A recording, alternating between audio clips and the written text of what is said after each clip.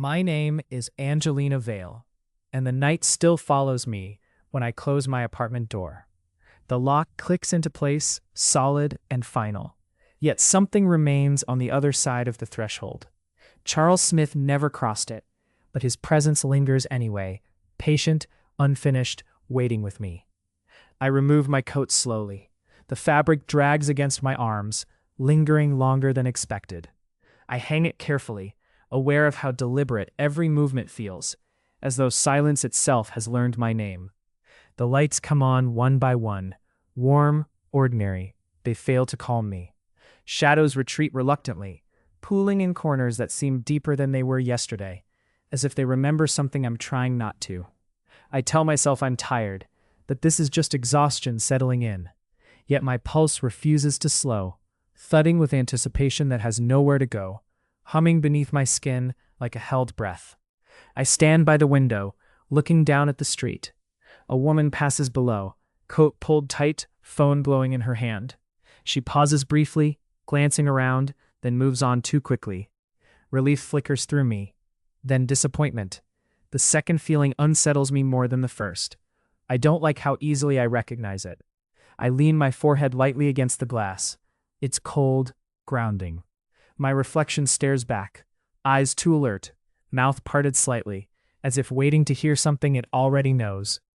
The cafe returns in fragments, the way the room changed, the way my body answered before my thoughts, the restraint that felt intimate enough to bruise. Charles Smith never touched me. The truth circles endlessly, sharpening each time it passes. The absence feels intentional, curated, like a promise designed to last longer than contact ever could. I move away from the window. The apartment creaks softly as it settles. Ordinary sounds feel amplified, arriving a fraction too late, as if the space itself is listening for something else. In the bathroom mirror, I search my own face for signs of change. My skin looks the same, my eyes do not. There's a brightness there I don't recognize, alert, expectant. I wash my hands longer than necessary. The water is warm and steady. I watch it run over my fingers, grounding myself in sensation that doesn't ask for anything in return. When I turn off the tap, the silence rushes back in, heavier now, familiar. My breath slows instinctively, syncing with a rhythm I didn't choose. I move through the apartment checking locks, switches, doors. Everything is secure. That should comfort me. Instead, the certainty feels irrelevant, like protection against the wrong kind of threat. I sit on the edge of the bed without turning on the lamp. The room is dim, soft shapes replacing hard lines. The darkness feels patient, not empty. My phone lights up briefly with a notification. Nothing important. Still, my heart jumps, then resent myself for wishing it had been something else. I lie back, staring at the ceiling. My body hums faintly, as if braced for proximity. Every nerve feels exposed, listening for a presence that has learned how to wait. Sleep comes slowly, not restfully. I drift in shallow layers, hovering just beneath consciousness, where anticipation lingers longer than fear. In that space between waking and dreaming, I feel it again. Not touch, never touch, just the certainty of being noticed. A voice forms in my mind, calm, familiar, unmistakable. Soon. The word settles gently into the dark, and Angelina Vale exhales as if her body already believes him. Morning arrives without relief. Pale light slips through the curtains, indifferent to what it finds. Angelina Vale wakes already alert, as if sleep never fully claimed her. Her body feels charged, waiting, quietly disappointed that Charles Smith did not appear while she wasn't watching. She dresses carefully, choosing dark clothes with soft fabric that settles neatly against her skin. The coat feels deliberate when she slips it on, as though it matters how she presents herself now. She pauses before leaving, listening to the apartment breathe. The hallway outside her door is empty. Still, Angelina walks slowly, aware of her footsteps, and the echo they leave behind. Each sound feels like an invitation she doesn't remember sending. On the street, the city moves as usual. Cars pass. People walk. A woman ahead, Mira Collins, wrapped in a gray scarf, adjusts it nervously and glances sideways, as if checking the distance between herself and something invisible. Angelina recognizes the motion instantly, the unconscious tightening, the sudden awareness. Mira quickens her pace, and a dull ache settles in Angelina's chest. Recognition, not sympathy. At the cafe near her office, the door chimes softly. Warm air greets her, heavy with coffee and sugar. Familiar comforts fail to land. Anticipation slides beneath them, sharp and unwelcome. Angelina chooses the table by the window, the same one from the night before. She hadn't planned it. The realization unsettles her, followed by a quiet sense of relief she doesn't trust. 2 tables away, a woman in a loose gray sweater, Alana Brooks, scrolls on her phone. Her sleeves cover her hands. She glances up repeatedly, distracted, gaze drifting toward the empty space beside Angelina's chair. Elena's breathing changes. Angelina notices before Elena does. She shifts in her seat, posture tightening, fingers curling into fabric. Something passes between them without a look. Charles Smith isn't there. Angelina knows that. And yet the room feels altered, memory pressing against the air like weight. Anticipation stretches thin, searching for somewhere to settle. Behind the counter, Sophia Hart, the barista, smiles too brightly. The usual, she asks? Though Angelina doesn't have one. Angelina nods anyway, accepting a familiarity she hasn't earned. While she waits, Angelina becomes acutely aware of distance. Inches, feet, the way space behaves differently. Once you understand it can be violated, without being crossed. Elena swallows hard. Her eyes flick toward the door, then away. Her foot taps once against the floor before stilling, as if she's learned that movement has consequences. Angelina realizes with a chill that she's doing the same thing. Monitoring herself. Measuring breath. Holding still, as if restraint might summon Charles faster. The coffee arrives. Steam curls upward, slow and intimate. Angelina wraps her hands around the cup, grounding herself in warmth that doesn't watch her back. For a moment, she imagines him standing there again, close, precise, denying her nothing except the thing her body has begun to expect. The thought tightens something in her chest. She doesn't push it away. She doesn't indulge it either. She lets it hover, suspended, learning the shape of hunger without release. The door opens. Angelina's pulse jumps. 2 strangers enter, laughing softly. The room relaxes slightly. She does not. Disappointment settles heavier than relief. Angelina recognizes it instantly. That's when fear finally arrives, not of Charles Smith, but of herself. She understands now that he doesn't need to follow her. Charles Smith has already taught her how to wait. And that realization feels dangerously close to devotion. By midday, the city feels louder than it should. Every sound lands too close. Angelina Vale moves through her office on instinct, answering questions, smiling when required, aware that part of her attention remains elsewhere, listening. A colleague, Rachel Monroe, leans over her desk to ask something trivial. Her perfume is light, floral. Angelina notices how Rachel stands just a fraction farther back than necessary, as if distance has become something everyone measures now.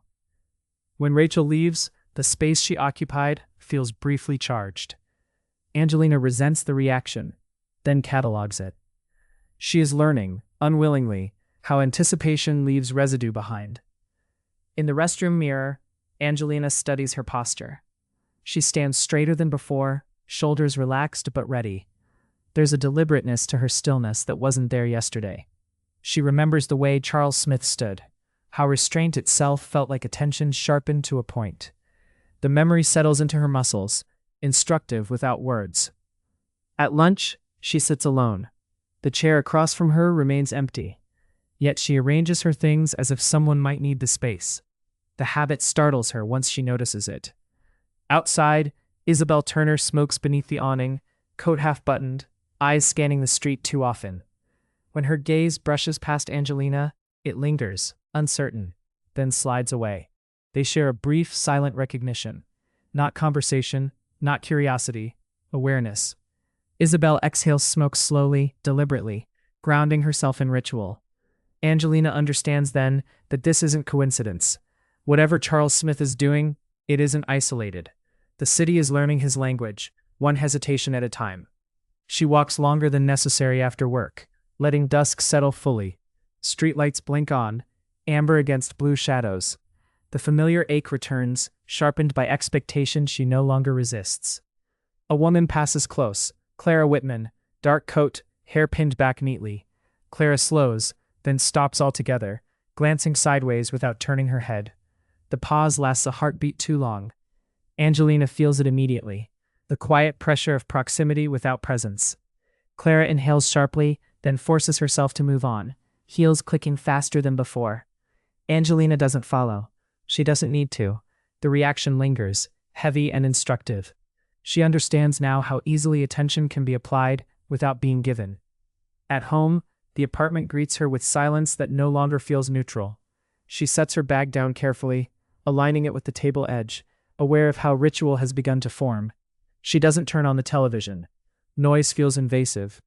Instead, she sits in the dim, listening to the building settle, to pipes hum softly, to the quiet stretch itself thin. Her phone lights up, a message from Mina Caldwell, asking if she's free this weekend. Angelina reads it twice, then sets the phone down and listens again. Then sets the phone face down without replying. The choice feels deliberate. She doesn't want interruption, not now. The realization frightens her more than any imagined presence could. Standing near the window again, Angelina senses it. Not him, not yet, but the certainty that restraint has become mutual. She is waiting because she wants to be waited for. The thought settles slowly, dangerous in its clarity. Hunger doesn't always announce itself. Sometimes it teaches you patience first. When the word soon returns to her mind, it no longer feels like a promise made to her alone. It feels like an invitation she is already preparing to accept. That evening, Angelina Vale changes her route home, not to avoid anything, to test it.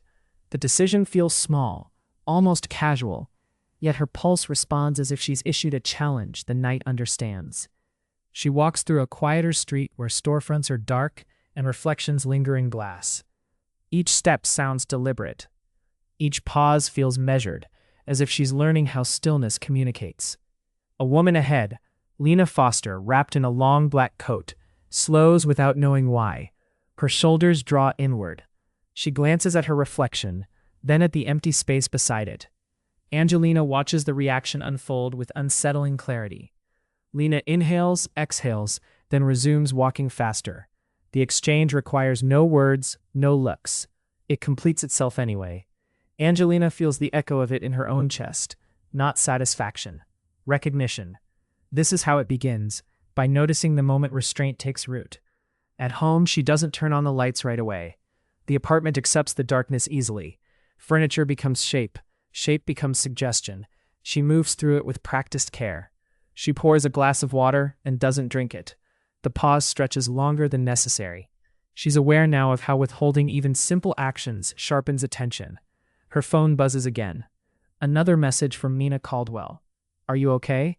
Angelina lets the screen dim without answering. The silence that follows is heavier than before. It feels curated, intentional. She realizes with a slow chill that she's begun arranging her life the way Charles Smith arranges space. She sits at the small dining table, hands folded loosely, posture relaxed but alert. Waiting has become an act she understands, even appreciates.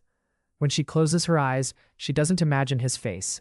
She imagines distance, inches left unclosed, breath held but not released. The denial feels precise, almost elegant. Her body responds quietly, not urgently, not desperately, with patience. That's what frightens her. The calm acceptance of hunger without demand. She opens her eyes and looks at the empty chair across from her. The space feels deliberate now, reserved. She doesn't move anything into it. Somewhere in the building, a door opens and closes. Footsteps fade. Angelina remains still, listening to how anticipation sharpens every sound. She understands then that this isn't about being followed. Charles Smith doesn't need to appear to assert presence. He has already taught her how to prepare. The thought doesn't frighten her the way it should. Instead, it settles into place like a truth long avoided. She wonders briefly what it would take to stop waiting. The question feels abstract, distant, like imagining a language she no longer speaks fluently. Angelina stands and moves to the window. The street below glows faintly, wet with rain. A couple passes, close, careless with contact. Restraint has become intimate. She recognizes that now, more intimate than touch ever was. When the word soon rises again in her thoughts, it no longer feels imposed, it feels earned. Night settles fully by the time Angelina Vale leaves her apartment again. Not to escape, not to search. Simply to stand inside the city and feel how it responds now that she knows how to listen. The street is quieter than usual. Rain has thinned to mist. Streetlights hum softly overhead, their glow stretching longer than it should across the pavement. Angelina walks slowly, deliberately, each step measured. She stops once beneath a flickering light, aware of how visible stillness makes her. A woman across the street, Sophia Hart, coat pulled tight, hesitates mid-step. Her eyes drift, unfocused, as if drawn to a sensation she can't explain. Sophia swallows, adjusts her grip on her bag, then moves on quickly. Angelina does not follow. She doesn't need to. The reaction completes itself. Angelina exhales. The sound feels loud in the quiet. She recognizes the pattern now. Not fear, not attraction, but awareness sharpened by denial. She turns down a narrow side street, one she avoided before. The buildings press closer here. Shadows deepen. The air feels held. She stops again, not because something blocks her path, because stopping feels intentional, like an answer offered without being asked. The space beside her warms subtly. Not touch, never touch, just proximity calibrated with precision she now understands. Angelina does not turn. Her pulse steadies instead of racing.